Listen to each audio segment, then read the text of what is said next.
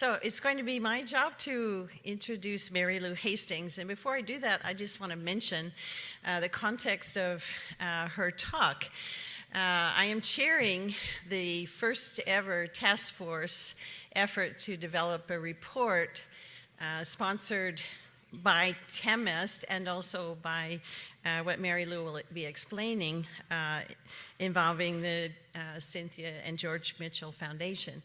And this task force is looking into the environmental and community impacts of shale development in Texas. So there is a website on TAMEST that tells you more about that, and Marilu will be telling us more about that. So now, let me just say a few words about Marilu Hastings. She's Vice President of the Sustainability Program for the Cynthia and George Mitchell Foundation in Austin. She leads the foundation's strategic grant-making programs that focus on sustainability issues, including clean energy, shale sustainability, water, and sustainability education. She has a 25-year career specializing in the interaction of science, public policy, and philanthropic investment. Hastings convenes high-profile collaborative efforts to promote Texas's transition to sustainability, including initiatives to modernize its oil and gas regulations, address ongoing drought, and adopt clean energy policies. She's also a sought-after strategic and organizational development advisor to nonprofit organizations, foundations, and academic organizations. And there's a lot more I could say, but I really want to give the time to Marilu Hastings.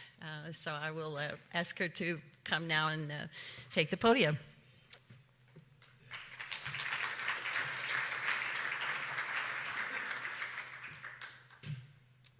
Good morning, everyone. Is this my clicker? Is that it? Thanks very much, Christine, and thanks, Mary Beth, and everyone at TAMEST for inviting me to come over this morning and visit with you all.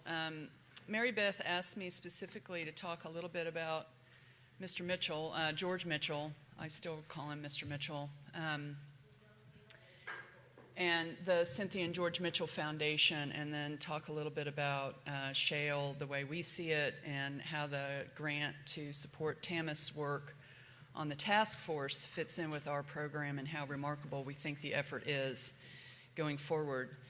I think it's a stroke of genius that I come after Marcia and John's talks this morning, because Marcia captured the essence of sustainability in Texas and the grand challenges associated with that transition.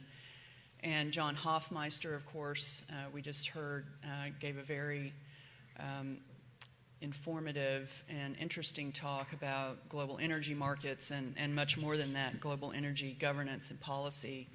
And those two worlds, sustainability and energy, really capture much of Mr. Mitchell's own particular passions.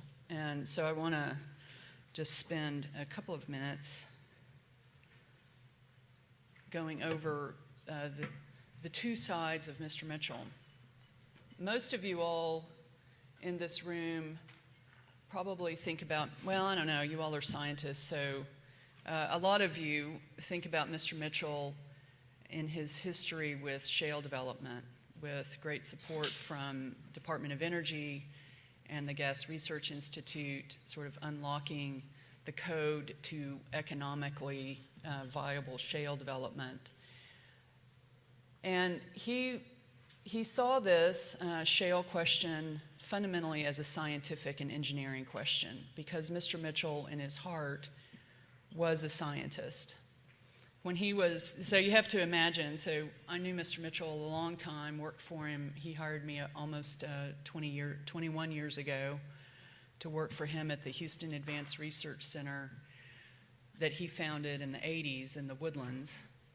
And you have to imagine Mr. Mitchell, his father was a Greek immigrant, settled in Galveston, very poor, dirt poor family in Galveston where Mr. Mitchell grew up. When he was at Texas A&M, he took his last $1 bill and sent it to his sister as a Christmas gift, and that was his bus fare home for Christmas, so he didn't go home for Christmas that year. That's how poor of a college student he was, as many people were at that time. But that, I have lots of stories of Mr. Mitchell, and revered him as much as I did my own father. But that is the essence of Mr. Mitchell, that singular last dollar bill sent to his sister. When he was a boy, he wanted to be an astronomer, and he never lost his love for the space, for high-energy physics, for stars and planets, the mysteries of the great unknown beyond our own Earth. His mother told him to be a doctor, and so he became an engineer geologist. And he went underneath the Earth to the great mysteries below instead of out into space. And I think that probably everyone in this room would agree that his contributions to that field have been significant. We can talk about environmental progress, and we can talk about so-called energy independence, certainly energy diversification and energy security in a different way now than we could before Mr. Mitchell.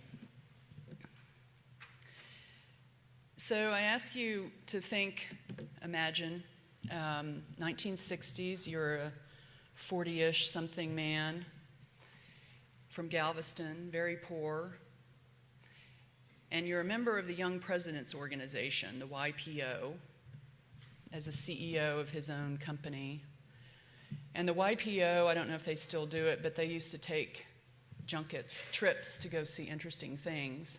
And they took a trip to Stuyvesant, Bedford-Stuyvesant, during the riots, and they took a trip to the Watts area in Los Angeles during the riots. As my 11-year-old daughter would go, his mind was blown by what he saw, the destitution, the violence, the poverty, the social unrest of the 1960s. I chose, by the way, this LA, I just thought this was funny, this LA paper, The Thousand Riot in LA. If you can see at the top, Johnson acts in water crisis. This is the 1960s, totally separate topic, but we were dealing with water crisis back then too. So this set Mr. Mitchell's mind to thinking about the future of the world. And the quote from the lady at the Texas A&M Foundation, that Mr. Mitchell was always looking ahead 30 years, whether it was shale and energy or the sustainability of the planet. He was always thinking 30 years out. So he went to see these riots, and he asked himself, if we can't, this was it's part of family lore now, if we can't make the world work with whatever it was, 4 billion people or 5 billion people, how are we going to make it work with 7? And at the end of his life 3 years ago, he was asking, if we can't make the world work with 7 billion people, how are we going to make it work with 10? And this became as much of a mystery to him as any day he spent thinking about shale. Sustainability is what he called it, and it was the great unknown to him, the great mystery.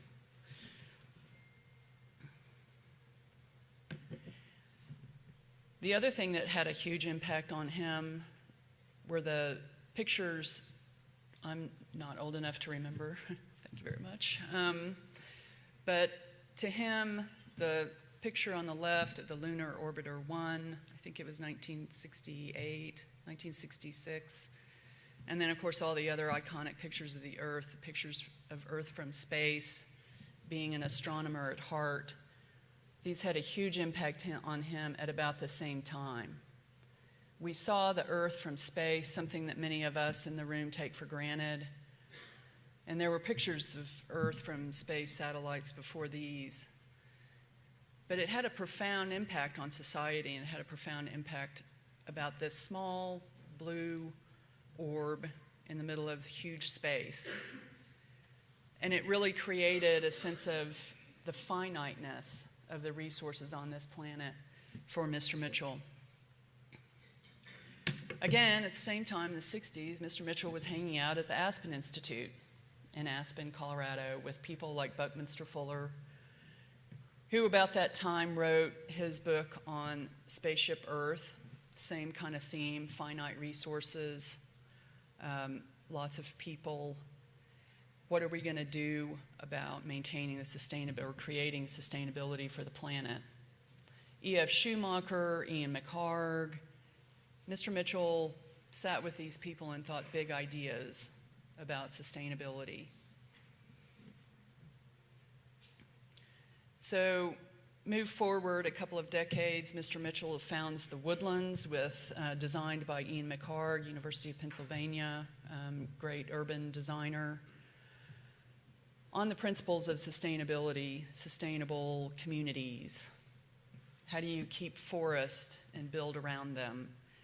How do you take a flood-prone area of the woodlands and create a landscape design so that it's no longer floods, but you haven't also created ugly drainage ditches like they usually do? The woodlands doesn't flood anymore since Ian McHarg's design worked. He founded the Houston Advanced Research Center, where I used to work for Mr. Mitchell, around the principles of sustainable societies and how to answer that question of making the world work with 5, 7, 9, 10 billion people. And in 1996, what he actually hired me for was to work on a project that he funded at the National Academy of Sciences, conveniently. And he gave a grant to establish the Board on Sustainable Development. And this was 1996. It ran through 1999, and they published the book called Our Common Journey, the book on the left. In 2001, he gave a $25 million endowment to the Academy to create the Roundtable on Science and Technology for Sustainability, which I'm honored to be a member of. And that program is ongoing with the Mitchell Endowment and resources from the Academy. And we continue to ask these questions. What role does science play? What role does technology play? How can we leverage the power of innovation and research to move society forward on its transition to sustainability? Just a year or so ago, we helped fund and establish the Roundtable on Unconventional Hydrocarbon Development, and the latest report from that roundtable is on the right. We just wrapped up a year talking about how you manage produced water in a responsible way, working with companies and academics and government officials to answer that question. At the heart of everything Mr. Mitchell did was science. Again, he was a strong believer in the scientific underpinnings of the great questions that face society, of which energy is one, as we know. Sustainability itself is one. All the questions that you all are going to be asking over the next 2 days, it's all based on science, as you all know, as members of the Academy and members of TAMEST. One of the great questions for the Cynthia and George Mitchell Foundation, based in Mr. Mitchell's legacy, is this question of shale sustainability. And we call it shale sustainability. Other people don't, but that's okay. We're a foundation. We can do whatever we want. For us, shale represents a great opportunity to reduce carbon emissions, but that only matters if you capture or prevent methane leakage. Otherwise, it's really to no avail in terms of climate protection. What it means for water. We have even our great grantee, Michael Weber, who's here now and who you're going to hear from in a few minutes, did a fantastic study on water use from coal versus natural gas development across the entire production chain. And shale development, natural gas shale, is still better than coal in terms of water use. But the foundation says we have a lot of unanswered questions on how much water it takes and what you do in a responsible way with the water that you get back up whole. These are critical questions about whether shale gas in a sustainability way is worth the price. And we think that answer has yet to be answered. But we're sponsoring the research at our fantastic grantee. I don't know if they're here, the Bureau of Economic Geology at UT, doing fantastic, world-class, and impactful work on water issues in shale. We don't fund methane work for the most part, but some of the great work that's going on at UT, David Allen, and many others, maybe in this room, but certainly at your universities.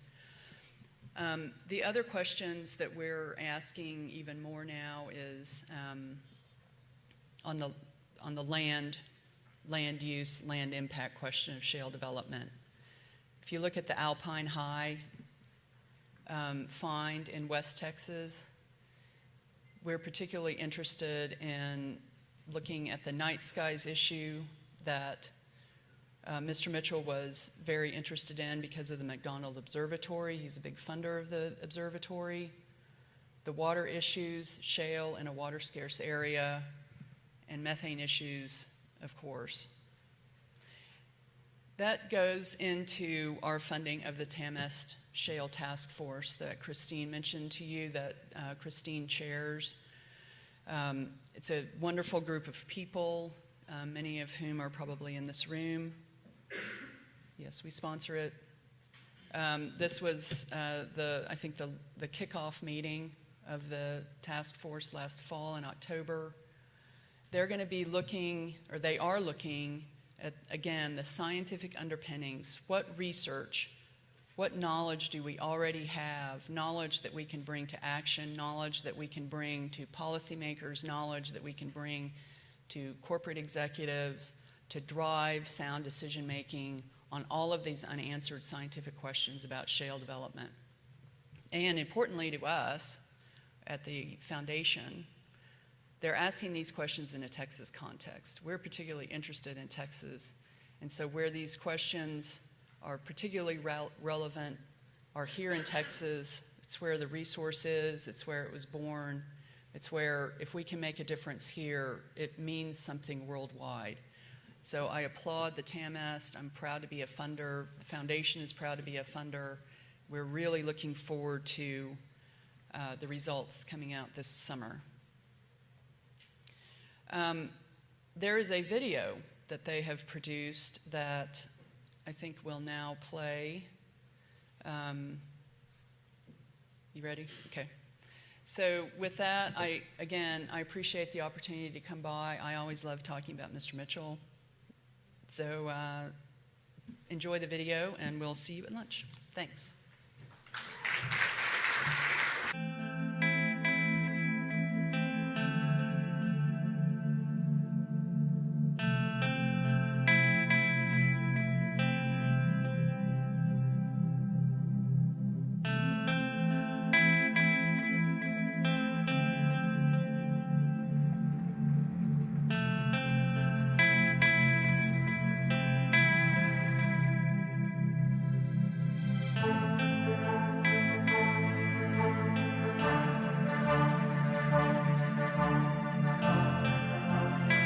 We are an oil and gas state, and I think the average Texan appreciates that. It's an important part of the economy and the culture of our state. Texas has had an extraordinary increase in oil and gas drilling over the last 8 to 10 years. Fracturing coupled with horizontal drilling has just dramatically increased the amount of oil and gas that we're producing here. It really has been revolutionary. It's taken old fields such as the Permian Basin and given them a new lease on life. Many people have a lot of ideas about fracking, and there's a lot of misinformation. The public is concerned about their health, about their property impacts. What does this mean for my family's health, and our community? The Shale Task Force is an examination and summary of available information and research.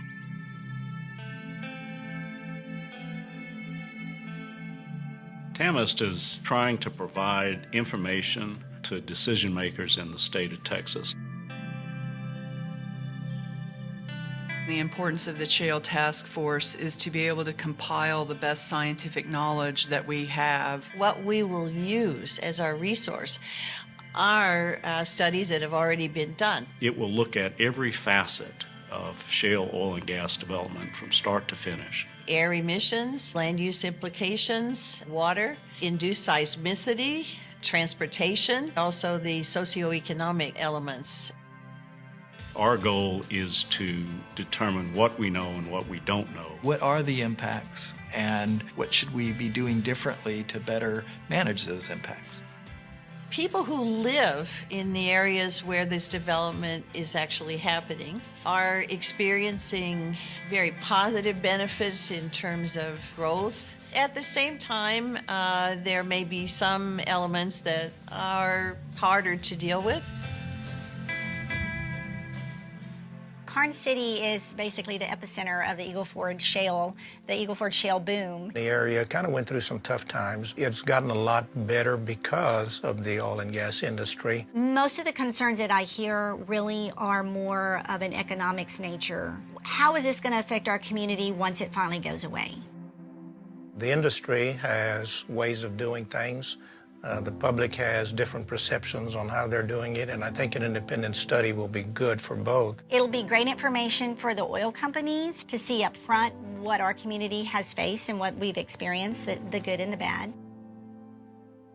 How do we plan for the future? How do we make shale oil and gas development sustainable? What has the state learned as a result of this development? It's critical to have scientific facts to inform that conversation. This is a group of real experts from academia, from the industry. We were able to recruit these people in part because of the reputation of TAMEST. Providing objective, unbiased scientific information in a way and in a format and in a language that everyday folks, voters, concerned citizens, community leaders can understand. This is an unbiased report. We're not being paid by the oil and gas industry. We don't have a vested interest on one side or the other. There are no predetermined findings or recommendations. This will be a very believable, unbiased, accurate report.